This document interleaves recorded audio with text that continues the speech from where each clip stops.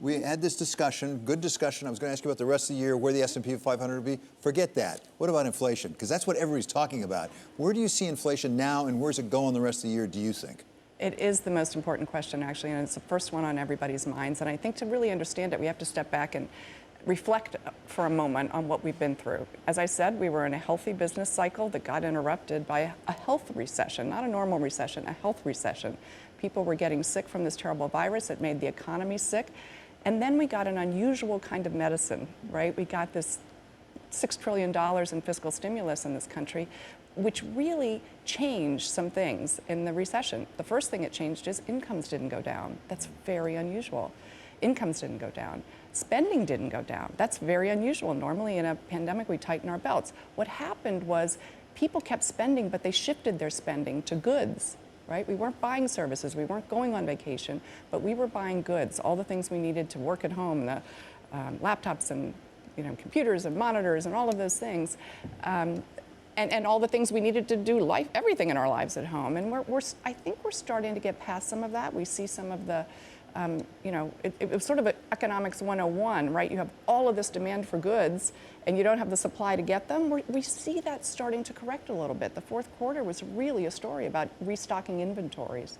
And so I think the question about inflation is, does the torrid pace of consumers buying goods start to come off of its peak?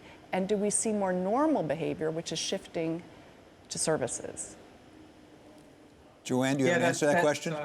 Sure, that's exactly right. I'll put on my economist hat here for a second. But yeah, when you have this demand so high and supply not able to catch up and interest rates not rising for various reasons, the only place the pressure valve can be turned is on the inflation front.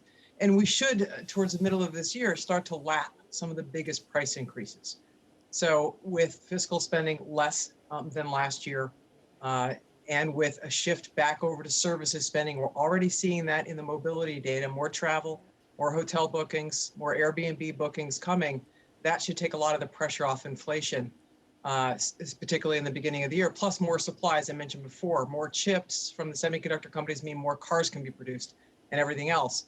On the other hand, though, we have to worry a little bit about the labor situation because the pandemic did trigger an awful lot of people to just leave the workforce, particularly the baby boomer generation, and they're not likely to come back. So we have a shortage of labor. We're going to have higher wages. That's going to continue to keep the upward pressure on prices. But with the Fed's actions, with more supply coming on, with the shift over to services spending, it's likely that the torrid pace of inflation does ease a little bit through the course of this year. But it's going to take some time. Probably inflation gets worse as the housing price increases start to filter into the measured inflation numbers. As they've begun to do, it's probably going to get a little bit worse before it actually gets better. Yeah, we would agree with that. And the thing about goods inflation is that it tends not to be very high, right? There's so much competition, so many brands out there competing for consumer dollars.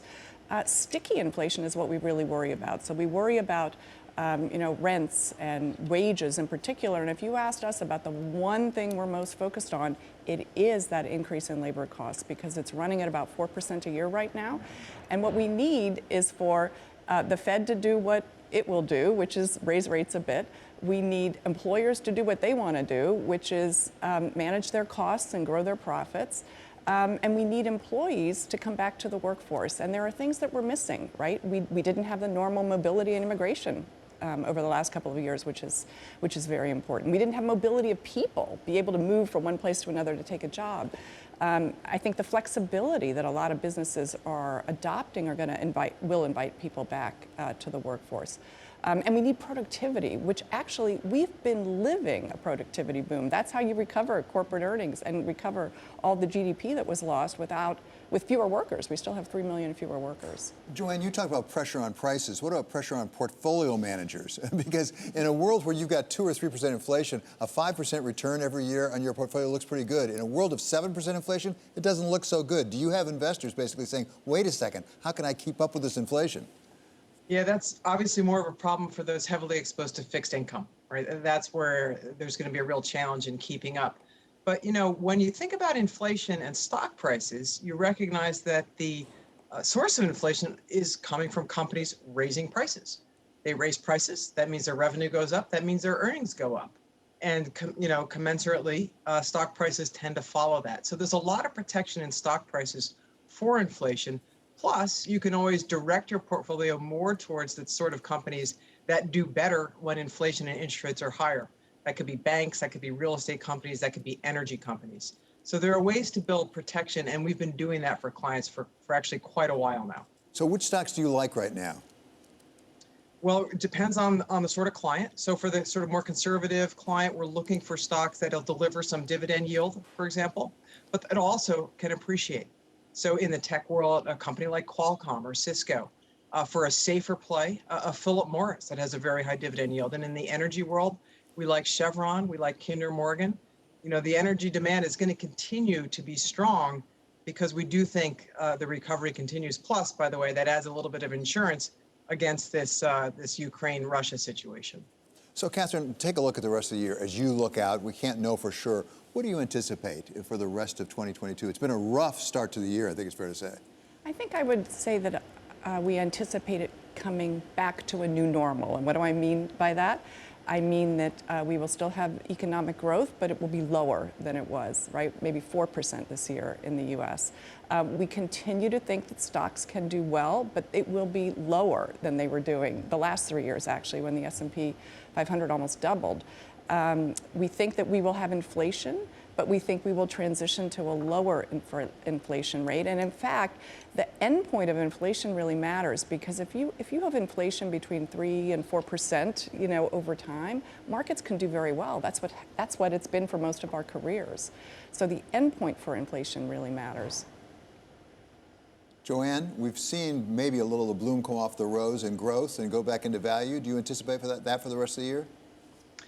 Yeah, no, I think part of the reason why we've had this, what we're calling the great reallocation, right, has been because of the elevated uncertainty, the anticipation of higher rates. We saw folks get out of growth names into safer names, into real estate, banks, et cetera, energy.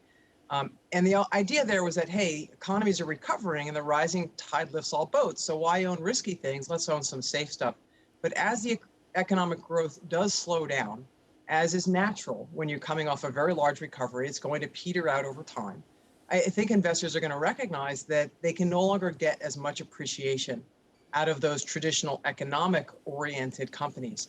And if they want to build appreciation into their portfolios for the longer term, they're going to have to go back to growth stocks. And if you look at some of the valuations, they've really come down. If you look at the broader infotech sector, for example, the valuations have come down 16 to 18% just since the beginning of the year.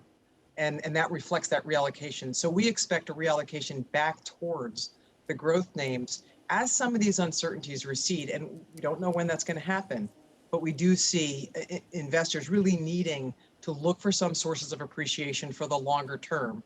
And we think that's a lot of the higher quality growth names.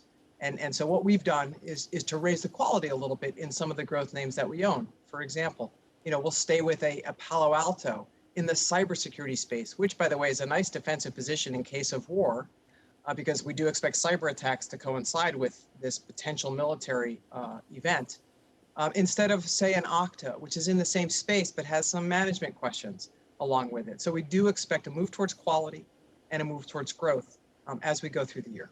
So one last one to you, Catherine, maybe an unfair one. You always like to be diversified. That's the way you hedge. Yep. Is there any reason to be in bonds right now, given rising rates? So the answer is yes. So year to date, equity markets are down anywhere from 7 to 12%.